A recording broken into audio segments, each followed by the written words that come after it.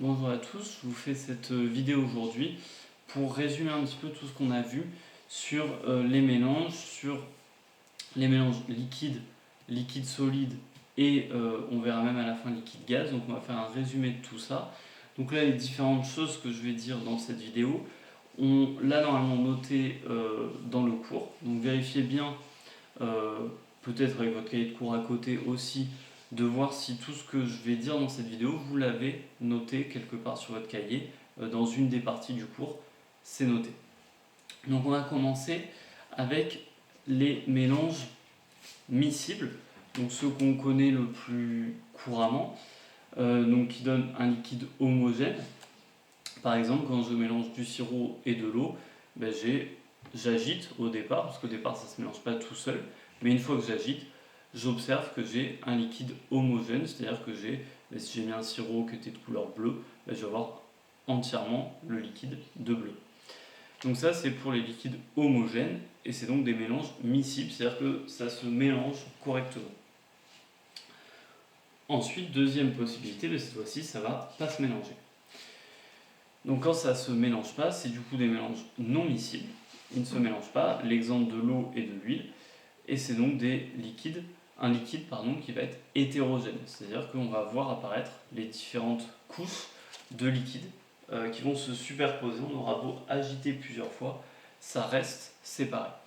Donc ce qu'il faut à chaque fois retenir, que ce soit pour miscible ou non miscible, c'est que c'est après agitation. On essaye toujours une première fois d'agiter, et donc soit j'agite, ça fonctionne, j'ai quelque chose d'homogène, soit j'ai beau agiter, ça fonctionne toujours pas, et j'ai toujours quelque chose d'hétérogène. Donc là je l'ai ici, l'eau qui est ici en bas, et l'huile qui est au-dessus. Et donc les deux se mélangent pas, j'ai agité plusieurs fois avant la vidéo, et donc à chaque fois ça se maintient et ça reste l'huile au-dessus, l'eau en dessous. Donc ça c'est quelque chose d'hétérogène, c'est un liquide hétérogène. Maintenant, quand on va essayer de mettre des solides dans un liquide au départ, ce qu'on appelle une dissolution. Donc ici, pour l'exemple de mettre du sel avec de l'eau. Les deux mots de vocabulaire dans ces dissolutions qu'il faut retenir, c'est que l'eau, c'est ce qu'on appelle le solvant, c'est-à-dire c'est le liquide dans lequel on va ajouter le solide. Lui, c'est le solvant. Et maintenant, le soluté, qui est au-dessus, c'est le solide qu'on va ajouter dans le solvant. Donc pour notre situation là, le soluté c'est le sel. Et tout ça, ça va former un liquide homogène si ça se mélange correctement. Donc là j'ai pris de l'eau, j'ai 25 ml d'eau que j'ai préparé au départ. Et ici j'ai préparé du sel. Et donc je vais ajouter un petit peu de sel dans le verre. J'agite comme pour les liquides miscibles ou non miscibles de tout à l'heure. Il faut toujours une première tentative où on agite avant de donner notre réponse.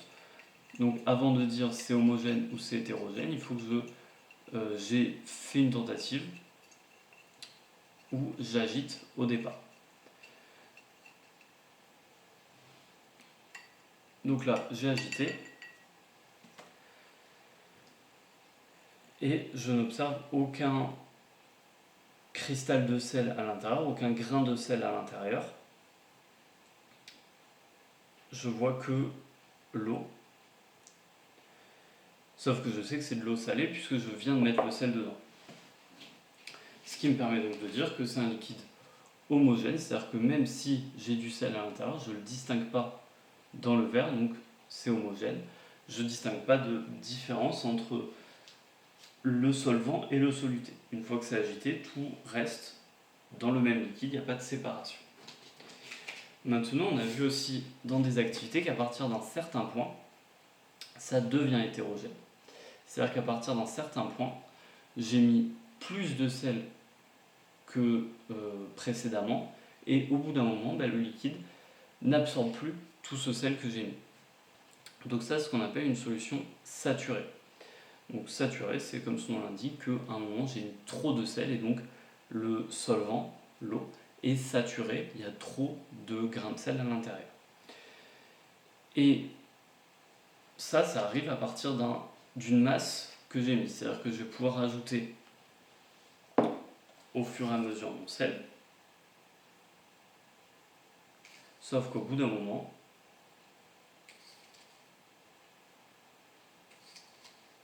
il y aura trop de sel par rapport à ce qu'il y avait d'eau.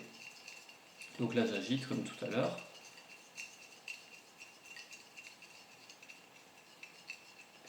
Et cette fois-ci, je ressens même quand j'agite que là, cette fois-ci, j'ai beau agiter, il y a toujours un paquet que vraiment j'arrive pas à faire se dissoudre. Donc là, je vais essayer de le décaler pour qu'il ressorte bien à la caméra, où je vais en mettre, ce que je vais faire, je vais en mettre vraiment volontairement beaucoup trop.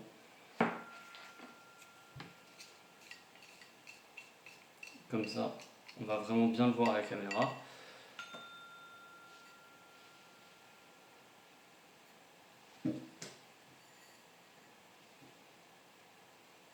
Donc là, on voit le tas de sel au fond. Donc il y a l'eau qui est déjà, elle, troublée au-dessus. Et tout au fond du verre, ici, je vois tous les petits grains de sel qui restent au fond et qui, donc j'ai beau agiter, vont pas se dissoudre dans l'eau. Donc ça, il y a une masse à partir de laquelle, justement, on voit cette différence. Cette masse, c'est ce qu'on appelle la solubilité. Donc la solubilité, c'est la masse maximum que je peux mettre dans l'eau. Pour le sel, cette solubilité, c'est 360 grammes par litre. Donc ça veut dire que dans 1 litre d'eau, je peux mettre 360 grammes de sel, et donc à 361 grammes de sel, ça va saturer. Donc 360 grammes de sel, je peux le mettre dans l'eau, ça va se dissoudre. 361 grammes de sel, ça ne se dissout plus. Et donc le dernier gramme de sel, il va rester au fond de l'eau. Il ne se dissoudra pas. Donc ce que je vais vous mettre en sondage après sur Pronote pour voir si vous avez compris, donc ça va être proportionnel après.